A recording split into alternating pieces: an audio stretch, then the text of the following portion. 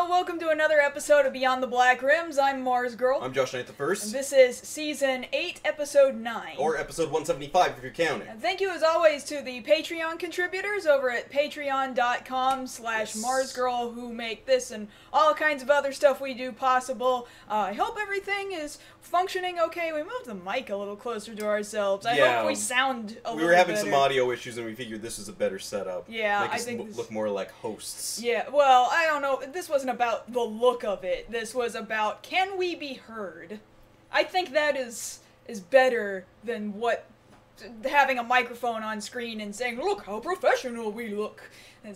I mean, looking professional is good and all, but, you know, we're not out to be like, hey, smarmy, look at us. It's not how can we be smarmy? We're smarmy all the time. I don't know what you're talking about. Yeah, but towards, like, movies and studios. Yeah, like, that's true. How much more smarmy can we be besides that? Maybe we should be smarmy towards ourselves. I don't have a mirror. Oh, boy. Well, we do have the camera. We can totally see ourselves. Yeah, but it's not the same thing. Okay. Yeah, that's good. It's good that you guys can hear us all good and nice and stuff. You guys could stand to be more smarmy. Yeah. I guess. Okay, I guess we should start doing that. More smarm. Okay, hang on. Smarm. So today, it's a noise. It's a noise. Today's Star Wars Day. Yeah. You guys know that? I didn't know. I woke up like this. Oh, I bet you did. I bet you totally did. Star Wars shirts. Yay! We like Star Wars shirts. Of course we do. There's this lipstick that came out like a little over a year ago that totally is just another kind of lipstick that CoverGirl already made, but they packaged it for The Force Awakens, and I still had it, so that's what... Like, nobody's gonna look at my makeup and say, that sure looks like Star Wars today, so I have to tell you by showing you packaging. And you can't get it anymore, right? No, you can totally get this color. But you can't get the Star Wars packaging. No, the Star Wars packaging is long since... So it's a collector's item, Kaylin. Well, it's almost gone, is what it is. It's almost gone. It was limited edition, and you took it out of the package. What kind of Star Wars fan are you? I don't know. It was shiny. Was that smarm? I don't know. Was it? I'm trying. That was just kind of rude, is what that was. Okay, I apologize. No, it's fine. It's fine.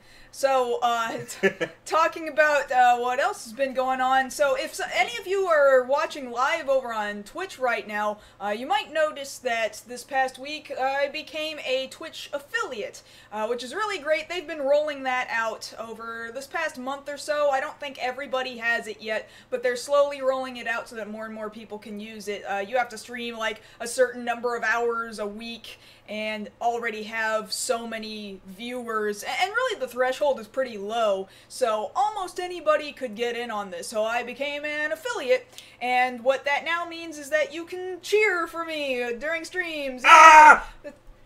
It's more like a GIF version of and you can like cheer in varying amounts. Like that? Yeah, kind of like that. Okay. You can cheer in varying amounts that make it look like you're screaming louder, basically. So don't actually scream at you. No, scream at me with cheers, animated GIFs. Cheers! So actually, wanted. Good lord. I wanted to thank Paladin356, who, as we had the please be patient or whatever picture up. The pre-show bumper. Yeah, the little pre-show bumper. He went ahead and gave a cheer at 100, and so cheers work in like we reported on this when Twitch first implemented the cheering system. Cheers work in bits. Like, it's really convoluted, but you buy with physical money bits first, and then you cheer using bits, and with these 100 bits, I have $1 now. So it's like every bit is 1 cent. So you could cheer as little as 1 cent. And then those cheers give you a nice little badge next to your name in the chat, so everybody gets to know that you did a thing, and the most recent person who cheered gets their name pinned at the top of the chat. So that's what's going on right now. So thank you Paladin356. You get cowbell. You get cowbell for that. Thank you. That's very kind of you. I appreciate that. So that is a thing that has been going on. Yes. Has anything else been going on? Something else been going on. Well, there's the bad news. What is the bad news? You didn't tell them? I told them. What did you tell them? On Twitter last night. Or 2 nights ago, I should say. What did you tell them? You're sick. I'm sick? Yes. Am I? You caught game disease, Kaylin. Well, what had happened... You willingly contracted game disease. What had happened was... See, okay, see, you know there's a story when it starts off with, see, what had happened was... What had happened was... We were going to the grocery store. Well, there's red boxes at the grocery store. And there's red boxes. And in the DVDs, there was Barbie Video Game Hero. Which clearly has Bugster virus in it. I'm sure. So, I guess this came out this year in January. Yeah, not too long ago. So it's a movie about Barbie who, I was actually surprised she's not just a gamer, she's a programmer, and she programs video games, and then she has to save this video game land from a virus. I'm over here saying, oh, like I didn't watch it with you. Yeah, you did. You saw it too. Don't act like you didn't see it too. Now, to be fair, as is also evidenced on Twitter, I have my gamer driver, so I'm fine. Okay, good job. Yes. Well, so I've been talking about maybe since I went ahead and watched it, just for the hell of it, why not review it? I'll go ahead and review it later. A couple other request reviews I got coming down the line include White Knight Chronicles 2 and Dragon Half. That's an old one at this point. Yeah, the 2-episode OVA anime series from our good friend Deuce, who requested it. That I do it, so yay, we've got more stuff coming down the line. I can't think of anything else that I've personally done within the past week that was super important. But nothing yet. It is worth mentioning that we do appreciate those of you here tonight. Many of you had the option of going to see Guardians of the Galaxy Volume 2 early tonight.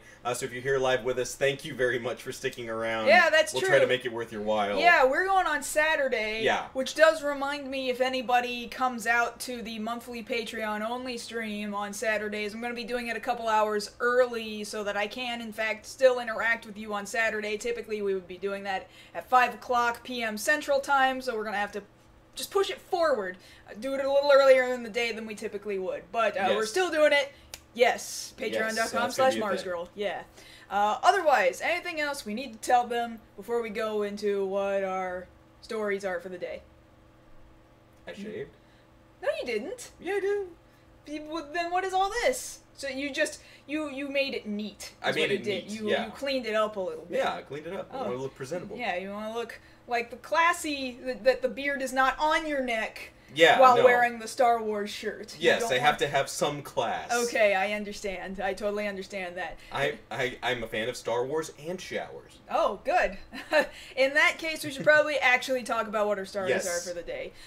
In regards to the first one, we've got more information and more discussion out of Nintendo about this upcoming new 2DS XL, which, we'd heard about a week or so ago Actually, already. we heard about it at the end of last week's show. Yeah, so, we didn't get to report on it, but we are going to talk about it a little bit and talk about why Nintendo's doing it and what this means for the lifespan of the 3DS and 3DS games.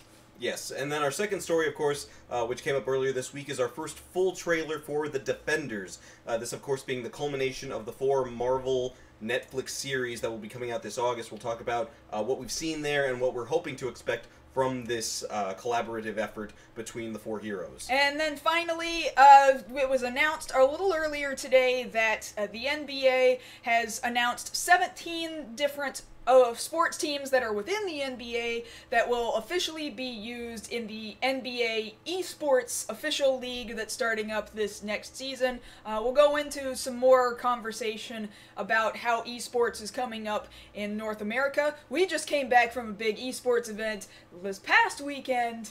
We can kind of talk about that a little bit. A little bit. A little bit. Very little bit. So, yeah, esports is becoming a thing in America when in Korea it's been there forever.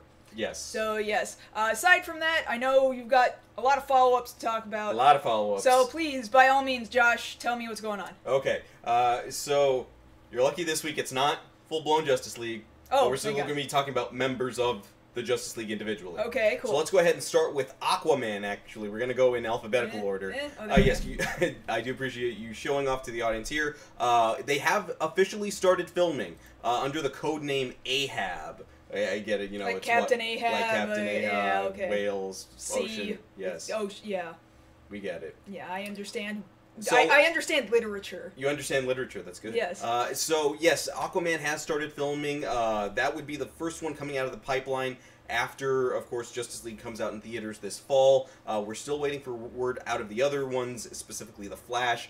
Just hoping for updates. But right now we have something positive. Jason Momoa has come out about his character, saying that he likes the idea that he gets to set the standard for Aquaman, since he's never really been done in live action, not counting the one portrayal there on Smallville. But he likes that challenge, that he gets to be the framework for everybody else who comes after him. Great. Yes, okay, so let's move on to Batman. So director Matt Reeves has shared his vision for the Batman solo movie coming up. It's a strange thing to be involved with two franchises, as a quote from Reeves, that I was obsessed with when I was a kid. I was just obsessed with Batman. What I find so interesting about him is that he's not just a superhero, he's a person, a tortured soul who's grappling with his past and trying to find a way to be in a world that's got so much wrong with it and find a way to reconcile all that. Sounds like he's got the right idea. I think so too. That's something that I think was missing from, of course, this past Batman vs. Superman movie, where he was kind of doing Batman things, but not for Batman reasons. Yeah, it was just him being, well, I'm dark and tortured, but like, why? You don't really get why. He's just kind of a douche. Yeah. Was all it was in Batman v Superman. So I do hope that it's expounded upon. Yes, we're looking forward to seeing what Matt Reeves does with that. Okay, so let's get over to Marvel. So we did go ahead and talk to you guys about Guardians of the Galaxy. We over here in the States have not gotten it yet, but some other parts of the world have. It has already made over $100 million. It translated into dollars. Yes. That we do not... They're not our dollars. They're not our dollars, but those dollars are going to start rolling in tonight. But that's nothing to shy away from. No, I think everyone was really excited about Guardians of the Galaxy, all things considered, and I haven't heard anybody say anything especially damning about it just yet. Right. So I think there's nothing to worry about out of it. Okay, moving on to some other news here from Marvel. Of course, again, speaking of the movies, Logan, which did very well critically there, is going to have a noir release for one night only on May 16th. So it's coming up pretty soon. It's going to be a one-night-only black and white release. Is that really necessary? Is it really necessary? It's something that the director promised, that because of the way he felt about this movie, that it is very noir in style, that they were going to do a black and white release, and that's exactly what's going to happen. So do check your local theaters to see if you can catch a viewing of it. If you haven't seen it yet, I can't recommend it enough. It is very good. I just don't see how making it in black and white is going to make the movie any better. You know, I really don't. I don't see that. I see it from where they were coming from and the style they were making it in. Okay, and then moving on to some other Marvel news. This coming up just today. We got our first look at the cast of Inhumans, which will be debuting. Oh, that's DC. That's Aquaman. It's cool. It was the thing right above it. That's fine. So here we have it, folks. The Inhumans. There you have the royal family of the Inhumans. There, Black Bolt there in the middle. I like Black Bolt, I do. Okay. But I wish Marvel wasn't so scared of giving characters their masks unless you're Spider-Man. But then they can't tell what celebrity you are. But they're not even really that big celebrities, like the cast of the Inhumans. But their face, Josh, it's really important. Now, arguably, for what they're doing with Black Bolt, I get why you might need to see more of him since he's a mute character. And they have confirmed that he will be conveying his speeches through sign language. There won't be any sort of voiceover or anything like that. So they want facial expression too. Perhaps, but they're saying he's very enigmatic in the way he's being portrayed. So then I don't know. Yeah, so then I don't know. Why not just give him his mask? There have been rumors that we will see his classic costume there. You can kind of see the influences of the lightning bolts on either side of him. And the only other thing I can say about the cast, I mean, they look mostly serviceable, but what the hell did they do to Medusa there? That wig looks awful. That's what I've been hearing, is most people saying, yeah, wig looks awful. Like, I know a lot of very good friends of mine who do wigs that would look amazing. Marvel, just saying, reach out and please get some talent. Definitely, okay, please. So there's our Marvel portion for the evening. Let's go ahead and move on to some kaiju news. Okay, cool. So we'll talk to you guys a little bit more about Dwayne Johnson's update for Rampage. Rampage, of course, is filming right now. We saw this picture since a few days ago was Dwayne Johnson's birthday. He had his cake there on the set with what we're being told is the actual look of George, the giant albino gorilla that we'll see there in the movie. I mean, that could be a worse George, I guess. He looks like a giant ape. There's other words written on that cake that I can't read. From here, no, but it's just, well wishes for his birthday. Well, that's nice. It's like an edible birthday card. Kinda, yeah. How cute. That's kind of where you're going with it. The other thing we have to report there on Rampage is that we've gotten clarification on the plot of the movie. Dwayne Johnson will be playing a primatologist who does have a close relationship with the gorilla George. There is no space station portion, but this is a worldwide story where these different animals, the alligator, the ape, and the coyote, are infected with some sort of serum or something or other that will transform them into these giant rampaging monsters. Rampage. Yeah, we get it.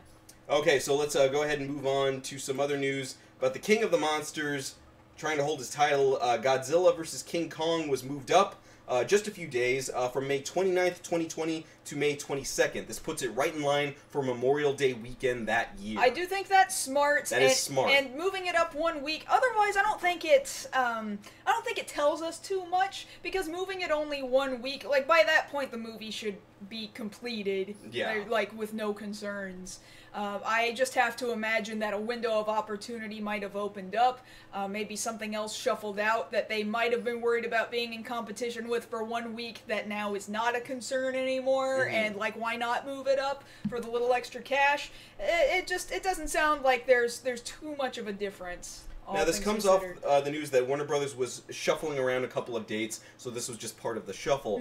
Really, yes, and nothing major can be taken from that other than you get the fight a week early. Yeah.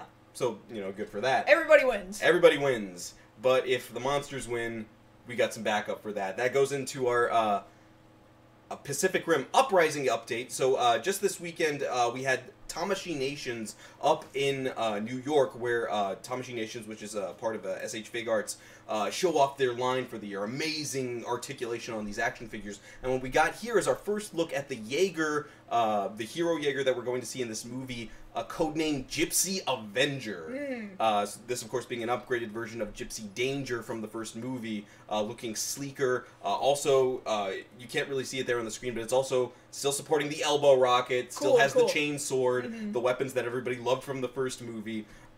This makes me very happy. The idea is that they will be releasing, Tamashii Nations will be releasing Pacific Rim merchandise. Good. And this is just one of the things that's coming down the pipeline. Awesome. Yes, can't wait to get my hands on it. Because, admittedly, for the first movie, we got a couple of figures, but it wasn't much.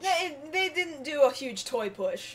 Not really, but this time. But I also feel like the movie only did so well, In the States, yes, but it did very well overseas. Yeah. So hopefully we'll get that fixed this time around. Okay, so moving on to a little bit of an update on Stranger Things Season 2. So there's been an interview with the cast of Stranger Things talking about how the tone of the series is going to shift. A lot of them saying that they're going to be facing, the characters there that they play in the series will be placing themselves in more difficult situations, and it will have more of a horror vibe this time around. Ooh, okay. Which I'm absolutely down with. Yes. You guys remember watching that little bit of trailer that we got after Season 1 finished, with that giant whatever it is, Cthulhu-looking thing off in the distance. Right. That's still, thinking about it gives me the heebie-jeebies. So if they're going for more horror elements in the show, I say bring it on. Well, I figured that's exactly what they were going to do from the beginning, so yes, please. Because, again, I'm not the biggest horror guy, but when you've got something that'll make me watch something horror-esque, then you must have done something right. Well, that, and if it actually manages to scare me, it takes a lot to actually scare me. Jump scares don't do it. There are things that make me feel uncomfortable, and that's usually as close as it gets. So let's see if they can actually scare me this season. That would be nice. Right, so that's the hope there. Of course, we'll have to wait until Halloween season this year, but everybody will probably take the day off from work that day to watch it. Probably, yes. I might do the same.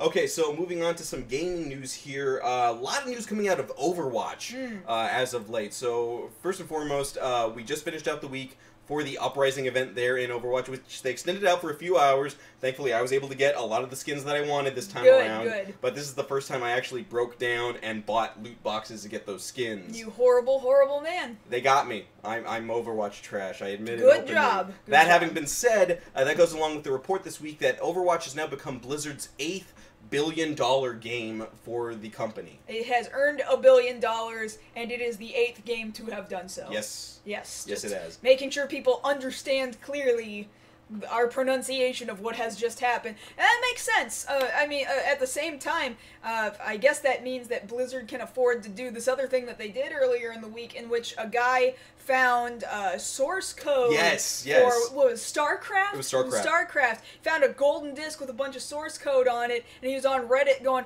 guys, I don't know what to do. I don't know if I should share this source code or what, because then Blizzard contacted him and was like, hey, can we have that back? It has, like, proprietary secrets and stuff on it. And he's like, oh, God, what do I do? No, I better do the right thing. And he gave it back to Blizzard. And they gave him a whole bunch of stuff as thank you. And he was like, oh, that's real nice of them. But then they're like, hey, do you know what BlizzCon is? And he's like, yeah, but I can't go because tickets always sell out in like 2 seconds. And I can't afford to make that travel. And they're like, no, it's cool, man. We're going to give you a ticket to BlizzCon and we're going to fly you out there and room you ourselves. And why don't we sit down and have dinner and drinks? And like, so that must have been a really important to them. Yeah, when you realize how much they gave him, and that's really cool marketing in that sense, that they were so chill about it. Like, hey, so our bad for losing it, but can we get that back? We'll buy you drinks, and a plane ticket, and con experience. Please give it back. Yeah. And then the dude was like, yeah, okay, sure, yeah. So, yeah, but they didn't even tell him that they were going to give him stuff. Yeah, they just kind of offered it. They did it out of the goodness of their heart. And it'll bolster Blizzard as looking like a better, nicer company. I think at the end of the day, it is worth noting, good thing if the disc was found by that guy. Yeah. Because a less scrupulous person might have done something else with it, like release it and have those proprietary secrets. Well, people are pissed he didn't do that. I imagine some people are. Yeah. Oh well, I think he did the right thing. Yes, and of course we've got some other news that there are other characters coming very soon. A report saying it's not going to be weeks, it's going to be days before we get the next cinematic and hero to be released there in the game. No confirmation on who that is yet. Doomfist! But it's coming. It's coming. It's coming. Sorry, allergies, South Texas, it's terrible. Terrible. Okay, and the last bit of news we have is in relation to Kamen Rider Exaid. For Exaid, they're going to be releasing the deluxe Paradox buckle. Now, for those of you watching the series, Kamen Rider Paradox, as he was before this weekend, only had a buckle and the gashot that goes on his side. Now, you might be thinking to yourself, well, why would I just want a hunk of plastic that doesn't do anything? That's not true. The buckle itself does make noise, based off the character's powers, where he can manipulate the power-ups there in the game. There's two So you just make it make the noises and you wave your hands around like an idiot. Well, basically, you're going to be doing this. You can program it to make certain noises in a certain sequence. That way, it is like your Paradox manipulating the power-ups in the game, and you'll hear those noises coming out of the buckle. While you wave your hands around. While you wave your hands like this. And you can actually program it to do that, so once you do that, you don't have to do that, then you can just do this freely. Oh boy! I could do this without noises. You can do this without noises, yeah. But you can make those. You can buy those noises. I can make those noises with my mouth, Josh. Well, no, it's like the names of the power-ups, like muscle up, strength, speed, you know, like that. Yeah. But so yes, you just did it yourself. Yeah, but I don't want to spend that effort. But you do want to spend the money. I want to spend the money. Don't spend the money. But I'm not going to. Okay, are we done? Other things. Yes, that's all our follow-ups for the evening. Let's go ahead and get into our first story from Nintendo. Yeah, so here's kind of behind us is apparently what some of the packaging is going to look like for the new Nintendo 2DS XL. I can't. 2DS. Okay, no, it's a 2DS XL. We got the whole thing in there. All right. Yeah, it's the whole thing. So yeah, that was unfortunately announced like right at the end of our last show. Like 10:05 last week. Something like that. Yeah. So it's at first glance not super exciting, other than the fact that it looks kind of nice. I personally think it's a nice looking little system.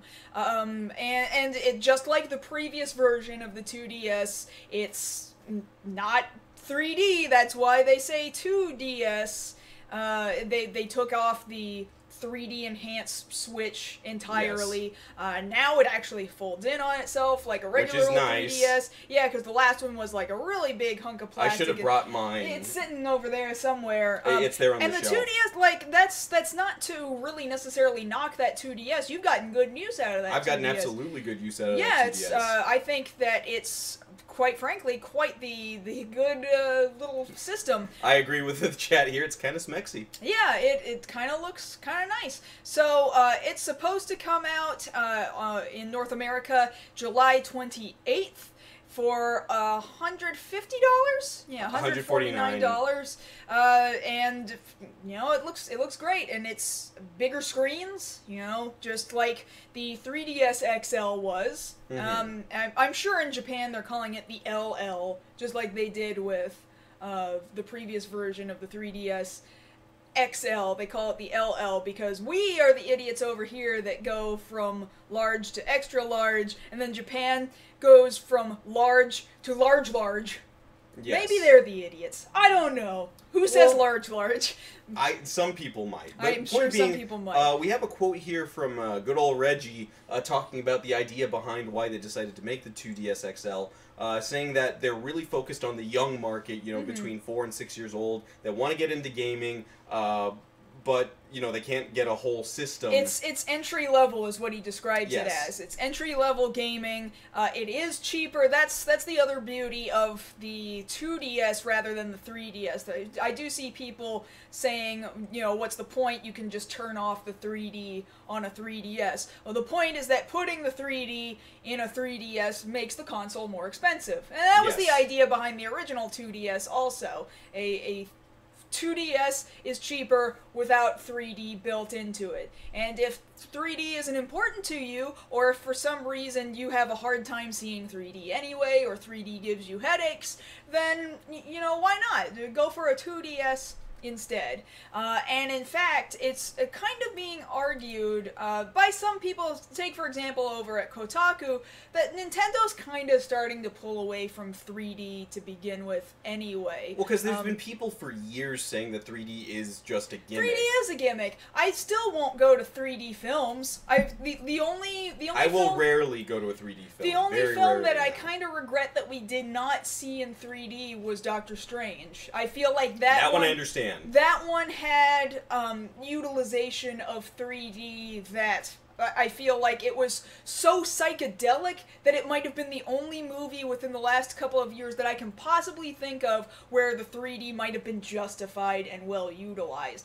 I cannot say the same thing about video games because a lot of the times the gimmick, if like they really want to utilize 3D, it's doing that gimmick where something's going whoa and like yay! Yeah, like they've been doing that. They've been doing that for years since like the first thing I can remember as a little kid is like being 2 years old, going to Disneyland and going to see Captain EO, and they had the super early version of the 3D glasses. Yeah, but with those early versions, really it hurts. Yeah, it really hurts. So the little flying puffball thing with wings and stuff flies way up close. Way too close. It's like at the bridge of your nose is what it feels like, and it's so super painful. They've been doing that since the dawn of 3D, okay? Yes. They're making mention of, take for example, Hyrule Warrior Legends, takes a huge performance hit if you try to play it in 3D. And come on, let's be honest, does the 3D really enhance a game like Hyrule Warrior? I want to feel like I'm the Princess Zelda. When will Zelda be a girl, Josh? I can't say it with a straight face. But, so, we've got other games that aren't even going to have 3D, like, hey, Pikmin, coming up, will not have 3D. There are some things that will utilize 3D coming up, like Fire Emblem Echoes, Ever Oasis, Miitopia. They all use 3D in some way, but it's like so minimalist. Because really the argument at this point for 3D is, what are you losing? Really, you're losing, if you're Nintendo and you're thinking about this... You're losing a gimmick. But you're also losing the money that you're having to use to put that hardware into your system. If you're saving money by taking that out and putting out basically the same system for a reduced price, that just makes sense. Yeah, I mean, if they're increasing their sales on a 2D console, they're probably making that money back that, you figure some people might have bought a 3DS for the 3D functionality, but I think more people are just going to buy a cheaper system regardless of whether it has 3D yeah, because not. You're only losing out so much, if that. And then on top of that, if you look at it this way, the money that they save on not producing 3D in their handheld consoles means that they can use that income that they're saving, putting into production, to create more eventual SNES classics, and then we don't get screwed over at Christmas. Yeah, but they're not gonna do that. So this is not to say that the 3DS is dead. No, it's not dead. They haven't announced killing off the 3DS. However, I don't think it's gonna die off anytime soon, especially no, I think with the console is still gonna continue, but I get a very strong feeling that they're not going to focus nearly as hard on the 3D aspects anymore. Whoever already has a 3DS, cool, you still got a 3DS. I don't think they're going to make new versions of the 3DS. I think they're going to keep producing the current versions of the 3DS so long as it looks like the sales hold up to kind of back up the excuse to keep making 3DSs. But I think... I don't think they'll put more money into creating more SNES classics. I don't see that happening. I see them still being very, very stingy in regards to how much of those that they produce. You're probably right. Yeah. This could be the GBA Micro of the DS line. Do you remember the GBA Micro? I remember the GBA Micro. Do you still have yours? I never had a Micro. I thought you did have a Micro. No, what I had was a Game Boy Advance SP. Okay, and it had 2 screens and it flipped open and closed. No, the Micro was way smaller even than that. It was only like this big, okay? Yeah. Super small screen. It was way small, and it had like colors of a Famicom, like red and black. I can't remember that one. They produced so few of them, and they're super expensive now if you ever find them. So occasionally we'll see them in resellers here in the city, but if you ever do, they're behind a glass case and they're really expensive. That's what's going to happen to NES Classics and Super NES Classics. For now, though, the 2DS I think is going to sell just fine. The 2DS probably. XL is probably going to do okay. I think it looks it looks nicer than the original 2DS, even though the 2DS is a very competent system. It looks nicer, and it makes me want to get one too. Even though I've already got a 3DS. Same here. I've already got my 2DS, but I would get this. Yeah, definitely. So, not too much else to expound upon here. We'll definitely tell you guys if we learn anything else before July. Yes. So we've got a couple of months. Yes. A couple of months to wait it out. So you can save up. All right. Let's get that out of here. So let's go ahead and get on to our second story coming out of Marvel. This first look at the Defenders in a full trailer. Here at the beginning, you do see Jessica Jones being interrogated by Misty Knight. Misty Knight, of course, being a holdover from the Luke Cage series. So this, of course, is the culmination between all 4 Marvel Netflix shows: Daredevil, Jessica Jones, Luke Cage, and Iron Fist. So here in this trailer, we finally get to see them starting to interact with one another. There, Jessica Jones is being defended by Matt Murdock, who of course is Daredevil.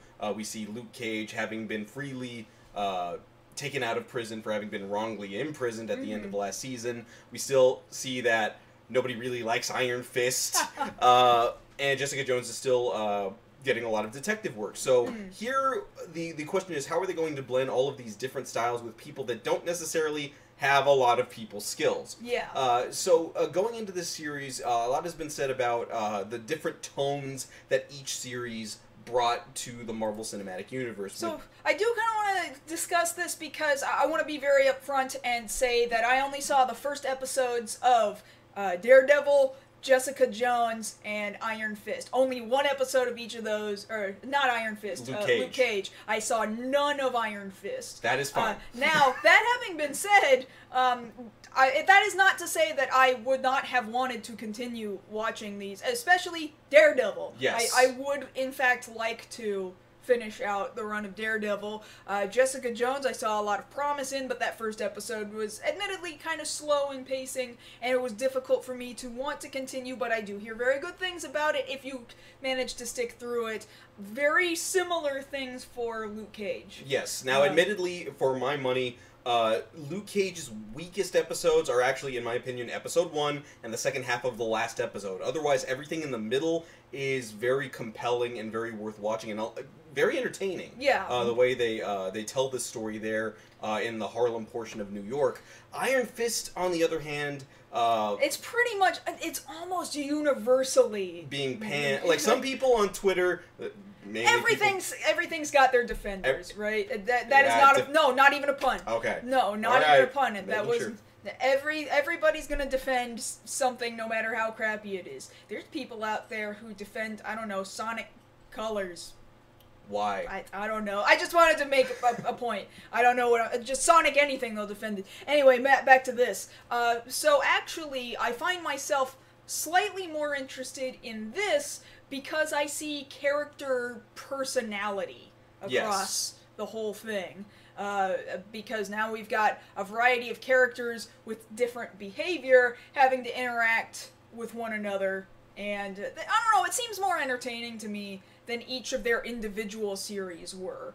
But granted, I did not give them the full chance that they deserved. Now, admittedly, I understand that, because for a lot of people, just like, say, the Avengers movies, you know, some people are more willing to watch the team-up than the individual movie, because at that point, they don't feel that they have to commit nearly as hard to, oh man, I have to understand all this backstory, this, that, and the other. And that's my question going into this, is how much of each series do you need to have seen, or at least be slightly aware of, to enjoy this on its own? That's true, that's true. I wonder how much is going to go over my head if I don't go back and rewatch some of these Now, seasons. I don't doubt that several sites will do really quick wrap-ups, that way people can get ready for the Defenders.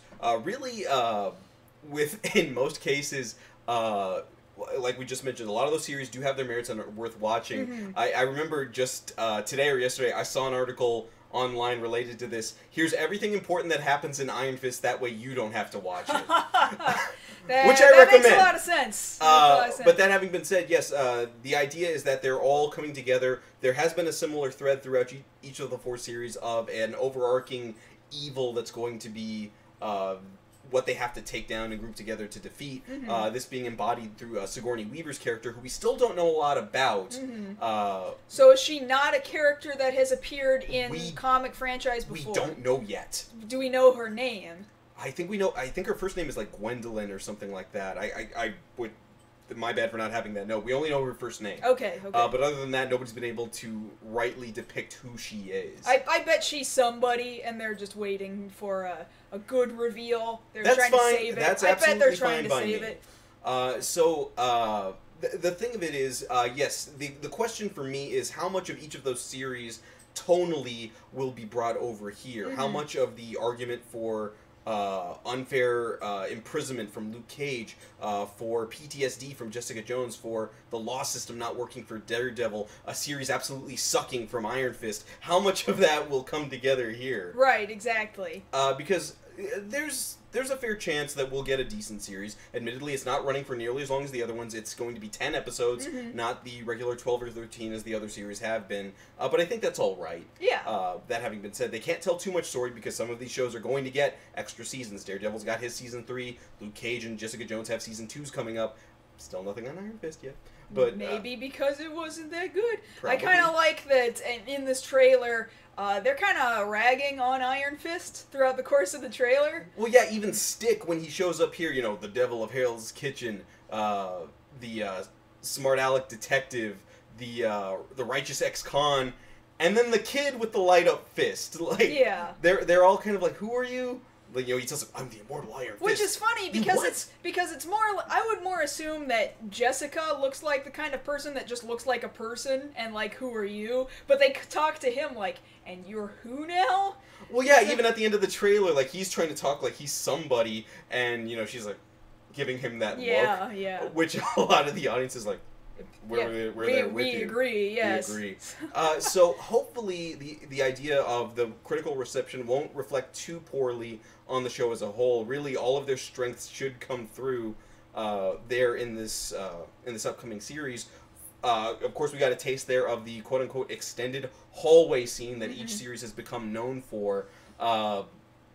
Really, I hope at this point, because each show has had a hallway scene, and then it was like, okay, now it's a thing we do every year. Like, you think about it, the first time you do something, it's original, it's cool, you're trying it out, and people are like, oh man, I'm really responding to that, that was awesome. But then you do it the second year, and it's a lot more polished. Yes. And then the third, fourth, and fifth times you do it, people are like, okay, we've already seen this, and it's less about the character so much as the Flash. Like, why would you keep doing that? The Flash is DC, though, Josh.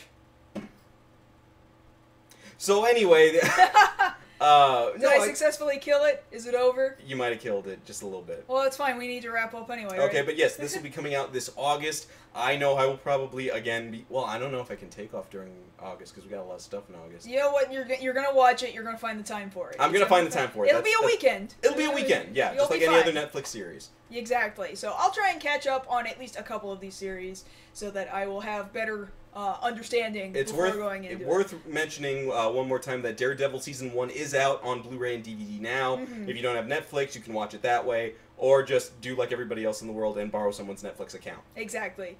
I'm clicking away from this. Okay. So with the time we've got left, we got one more story to talk to you guys about this odd, for my money, odd combination of esports and the NBA. Now, this was actually announced back in February, so this isn't the first time that this is coming up, but it was announced that the NBA was going to start their own esports league, and what is now coming up this week is that the NBA has assigned 17 official sports teams to their league, meaning these 17 basketball teams will officially have their players and their logos and their jerseys show up within the game and within the league. So that includes the Boston Celtics, the Cleveland Cavaliers, Dallas Mavericks. Like, this goes on. I could read all... Should I read all 17? No, don't worry about it. Yeah, okay. Pistons, Warriors, Pacers, Grizzlies, Heat, Bucks, Knicks, Magic, 76ers, Blazers, Kings, Raptors, Jazz, Wizards. Yes. That was better than reading them all by city, also. Yeah, more people know that. Now, again, that's not the entire NBA, obviously. However, it is being stated that this is just for Season 1 of this. Their idea is, in fact, to implement the entirety of the NBA now, eventually. Now, to go ahead and clarify, these teams will be playing NBA 2K17. I do believe it will be in NBA 2K17. So this is the NBA 2K League, is what this officially is going to be called. So what's happening is that they're going to be playing what appears to be straight alongside concurrently with the NBA season. We're just wrapping up this current NBA season. They're in the playoffs.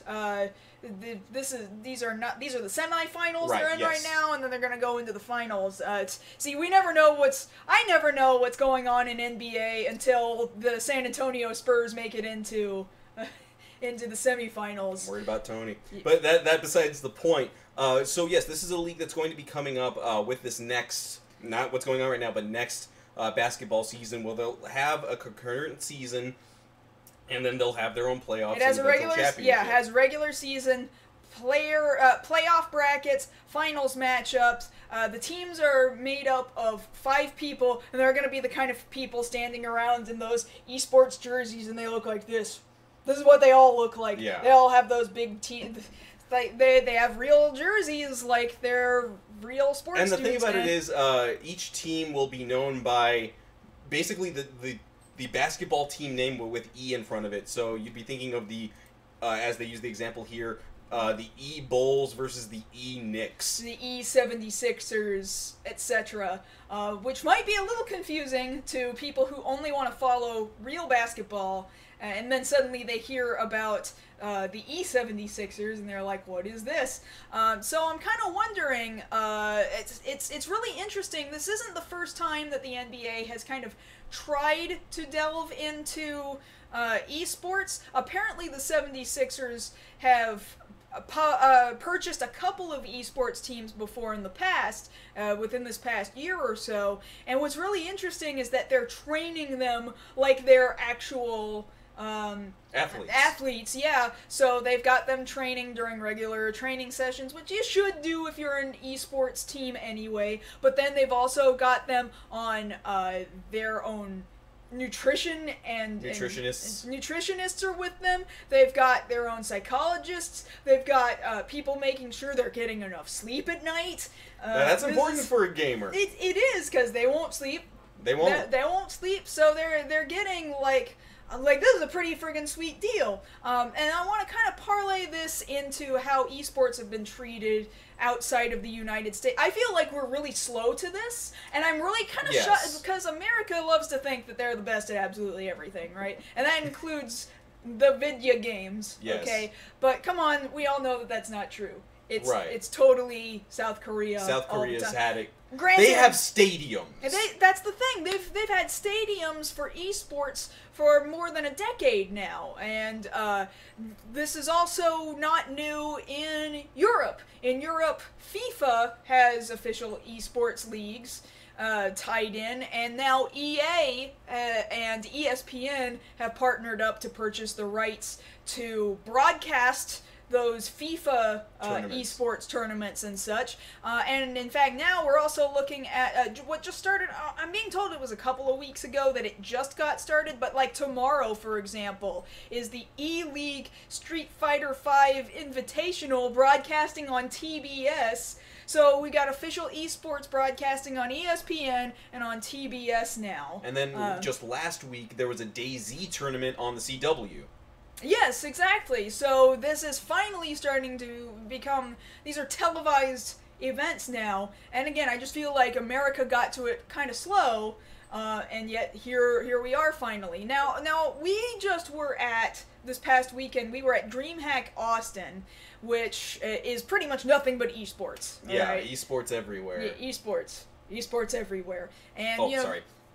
Yeah, a lot of this going around. A lot of mean mugging for the camera while people play Counter-Strike. Yeah, and that was the big thing, was Counter-Strike. So they've got stadium riser kind of seating going on, and they have the big old sweeping crane cameras going over the crowd, while you've got two teams set up on a stage with big old lights, and you got the announcers and stuff. And like, I'd never actually attended an event quite like that before, and esports are only so much my thing unless it's a very specific video game that I'm really interested in. Admittedly, when we were at PAX South this year, I did take some time to watch some of the Overwatch tournaments they had there with that same setup, you know, the camera swooping over the audience. Yes. And Blizzard is really serious about that, Blizzard is very serious about that, of course, in South Korea, but now we're starting to pick it up here, not to the point of broadcasting. Because that was at PAX South. Right. They had the Overwatch, and they had the big old sweeping crane cameras over the audience and the giant Overwatch logo. Yeah, well, I'm kind of shocked that at DreamHack there really wasn't an Overwatch presence. Not while we were there. There was, however, Hearthstone. Yes, presence. There was a tournament going on while we were there on Saturday. But the thing of it is, you know, when people realize, or I should say companies realize, that their product that they've got out there is marketable enough for people to just sit there and watch it. I mean, just look at Twitch. Yeah, people who are still streaming these games, Hearthstone, Counter-Strike, FIFA, Street Fighter, you know, people want to sit there and watch someone else play a game.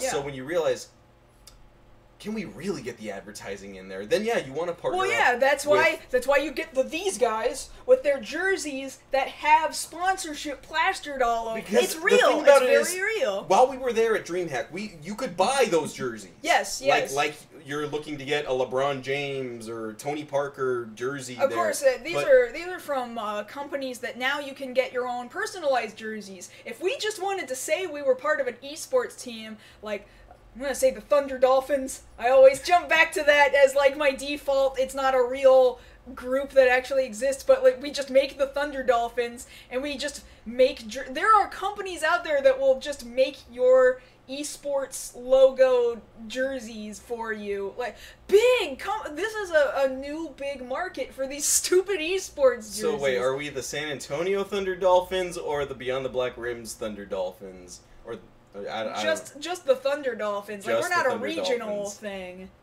Granted, the Overwatch League that's supposed to come later this year, I really don't know how this is supposed to work because typically esports don't really work regionally. You get people from all over the place and then they'll train together maybe, and then they'll go from tournament to tournament in the same place, but it doesn't really work having a San Antonio area something versus a New York area. But Blizzard really wants to focus it on local people and then branch them out to go to finals. That's another question I actually have about the NBA Esports League, is since you are tying these people to a particular city's basketball team, are these people from that region? Are they from Philadelphia? Are they from New York? Or is it like the NBA where these people are going to get drafted and then they have to go and practice in that given city? That's question. That's entirely possible. If they're going to treat them like players in the NBA, then they might as well treat them like players in the NBA. So, they'll be training them the same way, drafting them the same way, brought up on drug charges the same way, for doping. But how does doping really work in esports? It's just a lot of Mountain Dew, a lot of energy drinks, a lot of Monster. A lot of Monster. Yeah. People are making fun of Thunder Dolphin No, riding lightning. people are on this idea of the Thunder Dolphin. But do you realize, I take that name from a roller coaster that actually exists. Awesome roller coaster. We rode that roller coaster in we Japan, and it's the logo of the roller coaster is a dolphin in front of a lightning bolt. So there you go. It's a very, which is why I'm like, if I ever had an esports team or just like a group in a video game, a guild or something, I'd name them the Thunder Dolphins. So what people want Thunder Dolphins, huh? Okay, if you guys want to design the logo for the the Beyond the Black Rim Thunder Dolphins, go right ahead. The Beyond the Black Rims part is too much for an esports team. Well, then it's too much for an esports. BTBR Thunder Dolphins. The biggest part is the Thunder Dolphins, and then maybe somewhere way down in the bottom is the hashtag BTBR. It's gotta be like really small. The core thing is Thunder Dolphins. Yes. That's the big thing. That's the big logo. All right. So that's really. I actually might watch the E-League Street Fighter V Invitational just to see, okay, how serious are they about this? And that's tomorrow. So I have no idea who these guys are. I've only watched so much Street Fighter V. I haven't played any Street Fighter V. So we'll see how skilled they are and how very, very serious they are about really making esports a big reality in North America. Yes. See how far it goes. I think that's about it. That does about wrap it up. Now, hopefully, eventually, maybe somewhere down the line, we'll get something going. Since now I finally have a functioning PC. Functioning PC, and again, thank you, Deuce, out there in the audience. Thanks for that hookup there. Yeah, for sure. But yes, eventually, that is something for once I'd like to maybe get in on, because I actually think I might contribute. Overwatch, yeah. Yeah, because I actually think I'm good enough at a game to consider something. Yes. For the first time in my life. Good job. Good job. If you gotta do it on PC, you can't do it on console. Overwatch is not gonna friggin' have console tournaments. That's just never how it goes. That's why I'll play both. There are console tournaments for some other games out there. You could still be playing Smash. People still do Smash tournaments. No. Okay, I think we're done here. I've never been a Smash person. So yes, that'll do it for tonight's show. Thank you guys for coming out again, sticking with us for the whole hour. For those of you some of you just got here, do stick around. We're going to be doing the Q&A session of the show. We cut the recording, but we'll still be here with you guys For the next half an hour, yeah. So hang out with us and with all these cool people, and if we weren't talking to you before, don't fret, this is where we talk to you. If you are not here with us live, if you're watching this later on in the week or sometime later on YouTube, watching video on demand as such, thank you for watching, but I definitely hope that you guys can make it down here on Thursday nights at 9 p.m. Central so that you can talk with us live and then join that Q&A session afterward. Yes, and of course during the week you can always talk to us over on social media. On Twitter, I'm at JoshKnight1st. And I'm at MarsGirl. And that having been said, that's been tonight's episode of Beyond the Black Rims. We will see you guys again next week. Thanks, everybody! Still no bumper this month.